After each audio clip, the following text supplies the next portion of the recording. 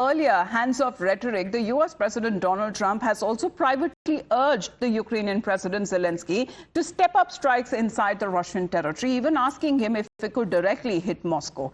Zelenskyy, of course, has replied saying that absolutely we can do that if you give us weapons. Now, this provocative exchange followed a tense call between Trump and Putin just a day earlier, which the U.S. president had later described as bad. Now, Trump's call with Zelenskyy is now being seen as a direct response to Putin's continued refusal to engage in ceasefire talks proposed by Washington. Now, behind-the-scenes conversation highlights a growing frustration within the Trump administration about Moscow's in transition that marks a sharp departure from Trump's previous campaign promise to end U.S. entanglement in foreign territories as well. Let's in the meantime get you exactly what has been asked by Donald Trump to President Zelenskyy. Because on the day asking Zelenskyy if he could strike Moscow, President Trump seems to have now taken a U-turn on his earlier claim, now stating that Zelenskyy should not target Moscow. Now, this is as far as when it comes to such kind of talks and, when it comes to such kind of statements that have been given by several of those leaders as well. But when we speak of NATO, when we speak of Washington, they have had a complex relationship with Russia that has been characterized with both cooperation, and there is also conflict between the two parties. Let's listen it. Should Zelenskyy target Moscow? Should Zelenskyy target Moscow, sir? Should Zelenskyy target Moscow or deeper into Russia? No, he shouldn't target Moscow. Is that why you gave him more weapons, though?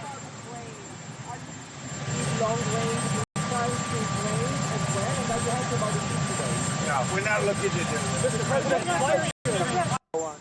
So such kind of provocative statements that have been made, there has been a lot of back and forth as well that has been taking place. The relationship with Russia earlier has been good, now seems to be tense.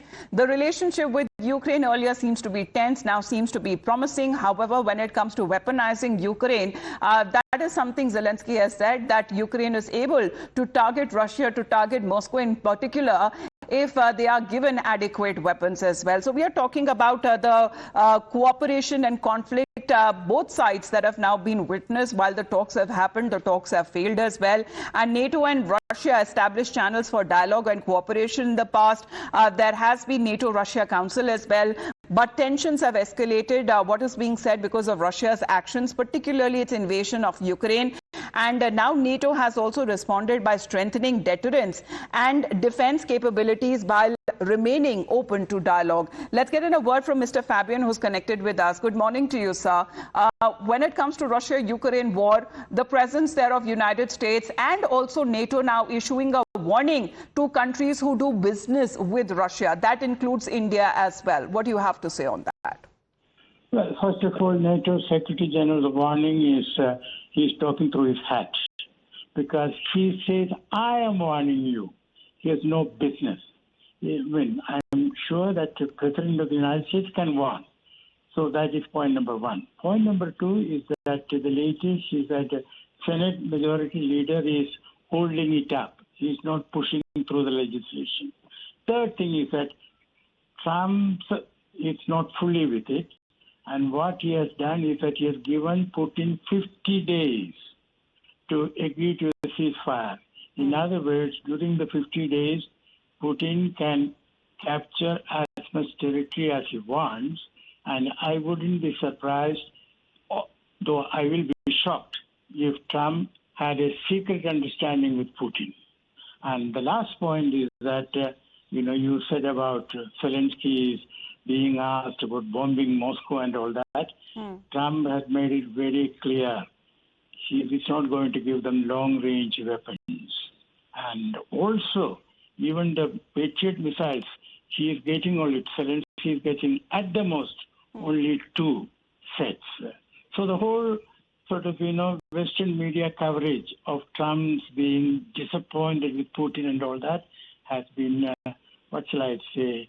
slightly exaggerated. And I am afraid that some of our media also have fallen for that.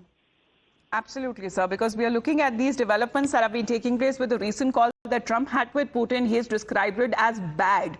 Thank you very much, Mr. Fabian, for joining us here on the broadcast. We have Rishabh as well. Rishabh, good morning. When we speak of Donald Trump issuing warnings, issuing threats, issuing tariffs, issuing sanctions that would be doubled in a way when it comes to Russia, he says that even Moscow wants to understand what is driving the American leaders' action and asserting confidence that Russia will withstand any punitive measures because Russia has dismissed all of these warnings. Well, Amta, if we talk about Donald Trump, the 30-minute-long statement that came in from Donald Trump late last night India time, along with the Secretary General of NATO, it was very vague. Yes, there were talks about equipments for Ukraine that the other NATO countries would be footbill for. There were no mentions of what exactly the weaponization would look like, what exactly is it being given, whether there are aircraft, whether there are SAMs or air-to-air missiles or anti-drone guns. What exactly was being given? There were a lot of talks in that press conference, but if we look for the details out of it, it was really scary. And you don't have much to understand from that Oval Office press conference. Yes. Now, within 10 hours, Donald Trump has backtracked, suggesting that Moscow is also ready and we need to discuss. So it showcases that Donald Trump hasn't been able to hold a grip over Russia, Ukraine, and is in a way, going his predecessors' And that way. seems to be frustrating for him as far as visible with his statements because the situation still seems to be complex. Russia doesn't seem to bow under as far as when it comes to leadership or what has been required by the US and NATO as well. Now, on that threat that Donald Trump gave that we are going to be giving and doing secondary tariffs, and if we don't have a deal, in 50 days, it is simple that there would be 100% tariff, and that is going to be the way. However, Russia seems to have dismissed these warnings, these threats. For the moment, Rishabh, thank you very much for joining in. Let's move on and get you national updates this morning because the monsoon session starts next week, and the Congress, being the biggest opposition